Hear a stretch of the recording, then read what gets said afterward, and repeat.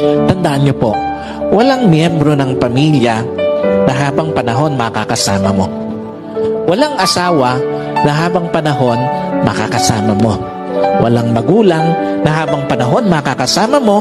Walang anak na habang panahon makakasama mo.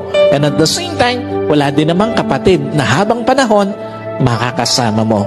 Meron lang itinakdang panahon ang Diyos para makasama sila sa buhay mo. Meron lang itinakdang panahon ng Diyos para ma-enjoy mo yung mga panahon na makakasama sila. Bawat panahong kasama ang pamilya, pahiram ng Diyos. Bawat panahong kasama mo sila o bawat araw na kasama mo sila, kabawasan yon sa panahong makakasama mo sila.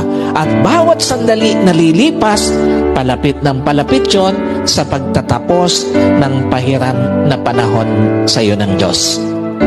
Kaya hindi dapat sinasayang panahon para sa pamilya, lalo na sa pagtataniman ng sama ng loob, lalo na sa pagkakait ng pagpapatawad, at lalong-lalo na sa paggagawa ng yaman. Napakawalang kwenta ng mga bagay na minsan hinahayaan natin na sayangin yung panahon na dapat kasama natin ang pamilya natin.